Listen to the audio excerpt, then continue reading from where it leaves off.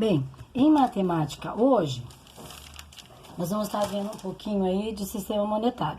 O que a Pro quer fazer com vocês? Eu vou voltar um pouquinho lá atrás nas grandezas e medidas. Nós aprendemos que nós temos algumas medidas ou algumas grandezas que a gente mede e tem um sistema que mede essas grandezas, tá? Então, o que acontece? Nós vamos relembrar que nós temos o quilo,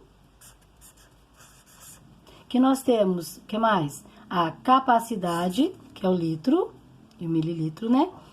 Que nós temos o metro, ok? E nós temos também o sistema monetário, certo?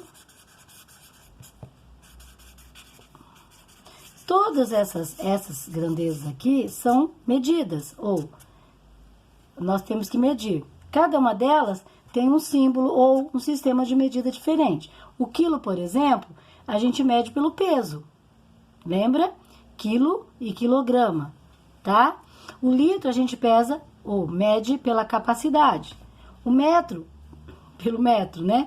Então, o metro tem o quilômetro, né? O que mais? O centímetro e assim sucessivamente, ok? Nós hoje vamos ver o sistema monetário lá na nossa apostilinha, que tem uma atividadezinha lá. O que a Pro quer lembrar com vocês? Que essas medidas aqui, elas são medidas que têm símbolos, ou a gente representa, cada uma representada por um símbolo, tá? No caso, o quilo, o kg, a capacidade, vou pôr aqui, ó, quilo, ou peso, tá? Capacidade, litro, e medida de comprimento, metro. Eu só tô relembrando, tá? Algumas coisas que a gente viu até, inclusive, temperatura, mas só pra gente relembrar. E o sistema monetário é o real, o nosso é o real, tá? Tem o euro lá da Europa, tem o dólar, né? E assim sucessivamente. Eu uso muito sucessivamente, né? Vou trocar essa palavra. E assim a gente entende que nós temos vários sistemas de medida, de capacidade, de quilo, e que cada um tem a sua representação. Nesse caso aqui, o real é o nosso dinheiro, ou o sistema monetário que a gente usa, que a gente representa assim, o R e o cifrão, tá?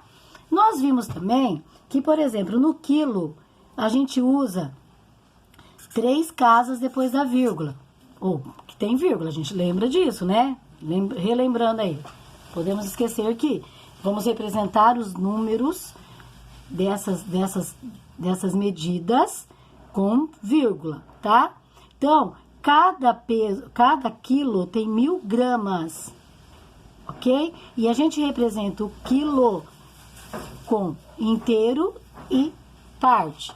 3 casas depois da vírgula, ou seja, nós temos as gramas vão até 3 casas depois da vírgula. Eu quero 1 quilo e 800 gramas. Podemos esquecer que as gramas não é uma palavra feminina. Então, quando eu vou pedir no mercado 600 gramas, vou pedir 600, né? Que vocês vão falar 600. Se é 600 gramas, não é 600 gramas, porque grama no feminino é grama que fica lá, grama de quintal, tá? Não é grama feminina. Esse grama aí é masculino, porque se refere ao quilo, tá? Então, eu vou pedir no mercado lá, mussarela, sei lá, eu quero 1 quilo e 800 gramas, 800 gramas de mussarela, tá bom? A capacidade é o litro, a mesma coisa, 1 litro e mililitro também. Então, 1000 gramas, 1000 ml, tá bom? Litro e mililitro, ok? Só pra gente entender. Por exemplo, 1 litro e 350 mililitros, tá bom? Ou 1 litro e meio, tá? Então, vocês estão vendo que depois da vírgula tem as casas aí que a gente representa. Por quê? Porque é 1000, ó. Eu ensinei para vocês isso. Então, eu vejo depois da vírgula quantas casas. Então, por exemplo, como que eu vejo as casas? Vamos voltar lá. Se é 1000, 1, 2, 3, quantos zeros? Então, são 3 zeros, são 3 casas depois da vírgula. Se é 100, no caso do metro, cada 1 metro tem 100 centímetros. Tá bom? Ok? Então, 1 metro é assim, ó. É o metro, a vírgula tem 2 casas depois. Por quê? Porque tem 100 centímetros. Então, 100, eu conto quantos zerinhos tem. Lembra? Para pôr a vírgula. E aí, a gente entende que tem 2 casas depois da vírgula. Porque é 100 centímetros. Eu só tenho 2 casas. A mesma coisa acontece com o real. Eu tenho até quantos centavos? Ah, os centavos já diz. Centavos. Vai só a 100, é 2 casas. Então, R$1,50. Ok, para representar o real, não posso esquecer. Se eu colocar 1,50, eu não vou saber o que é. É 1,50, é 1,5.